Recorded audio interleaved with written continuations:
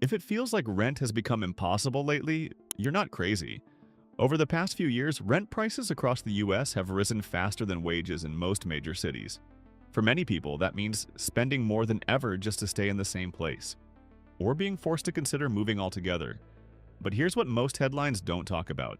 While rents keep exploding in high-profile metro areas, there are still parts of the country where housing costs remain relatively affordable, where rent increases have slowed, and where quality of life hasn't collapsed along the way. In this video, I'll walk you through 6 US cities that may genuinely surprise you, especially if you feel priced out of where you live right now. And one of these cities is doing something most US cities aren't. Rent there has barely moved at all. Pittsburgh, Pennsylvania. Let's start with a city that quietly defies national housing trends. Pittsburgh doesn't usually make flashy best places to live lists, but financially it continues to outperform expectations. According to recent rental market data, average rent in Pittsburgh sits roughly 25 to 35% below the national average, depending on neighborhood and apartment type. Even more importantly, rent growth has been relatively modest compared to major coastal cities. What's driving that stability? First, Pittsburgh has a diverse and resilient job base. Healthcare, education, and research institutions make up a large part of the local economy, which helps prevent the boom and bust cycles seen in more speculative housing markets. Second, the city never experienced the same level of housing overbuilding or investor-driven price spikes that hit places like Austin or Phoenix. That combination has kept both rents and home prices more grounded. Pittsburgh may not feel trendy, but for renters, predictability is becoming a luxury, and that's exactly what this city offers. But affordability doesn't only exist in older northeastern cities. The next city shows how the Midwest can quietly outperform expectations. Tulsa, Oklahoma.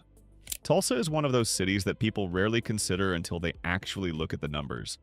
Rent prices in Tulsa remain well below the US average, with many one-bedroom and two-bedroom apartments costing hundreds less per month than similar units in larger metro areas.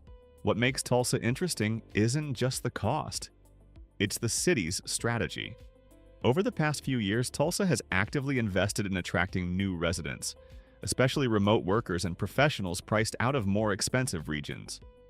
While relocation incentives made headlines, the deeper story is that Tulsa's housing supply never tightened enough to trigger extreme rent inflation. That matters. Low population pressure, steady job growth, and manageable demand have kept rental prices relatively stable. You also get short commute times, expanding downtown development, and a lower overall cost of living beyond housing, including utilities, transportation, and services. Tulsa won't appeal to everyone, but if your priority is reducing monthly expenses without sacrificing basic city amenities, it's worth paying attention to. And if you think affordability automatically means small or limited, the next city challenges that idea. Cleveland, Ohio. Cleveland often gets dismissed, but financially it's one of the most practical cities in the country.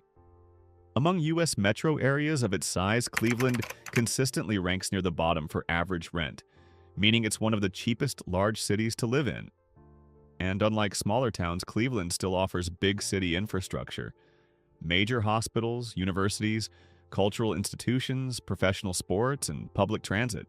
Renters benefit from a housing market where supply has remained relatively balanced, preventing the extreme shortages seen elsewhere. Another important factor is home prices. Because buying remains accessible for many residents, fewer people are forced to remain lifelong renters.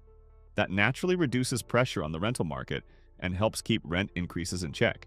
Cleveland may not sell a lifestyle fantasy, but for people who want financial breathing room, it delivers something far more valuable: sustainability. But what if you want warmer weather without stepping into one of the most expensive housing markets in the country? Omaha, Nebraska. Omaha is one of those cities that almost never goes viral, but financially, that's exactly why it works. Compared to major metro areas, rents in Omaha tend to stay noticeably below the national average, and the city hasn't been hit by the same extreme rent volatility as many fast-growth markets. A big reason is demand pressure. Omaha grows steadily, but it doesn't get massive population surges all at once. That means landlords can't raise rents purely because of hype. Prices stay closer to fundamentals. The job market matters too.